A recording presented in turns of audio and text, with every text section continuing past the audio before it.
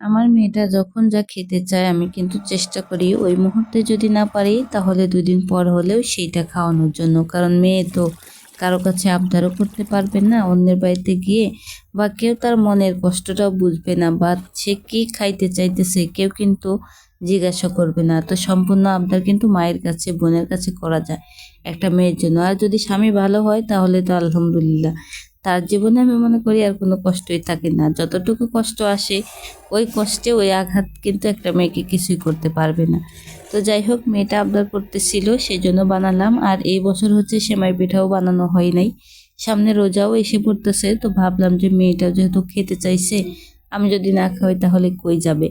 তো যাই হোক, এবার শীতে কিন্তু বাড়িতে গেছিলাম, অনেক পিঠাই খাওয়া হয়েছে। আরও কিছুদিন থাকতে চাইছিলাম কিন্তু এতদিন থাকা সম্ভব না, তো চলে আসলাম, মেয়ের স্কুল আছে।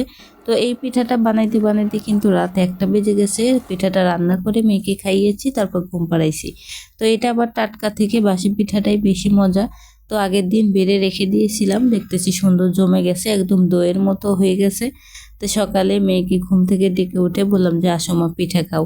তো এই পিঠাটা কিন্তু মুড়ি দিয়ে খেতে বেশি মজা লাগে, তো আমার ঘরে মুড়ি নেই, তো এমনিতেই খাচ্ছি। এবছরের এই তো সেমাই পিঠা খাওয়া হয়ে গেল।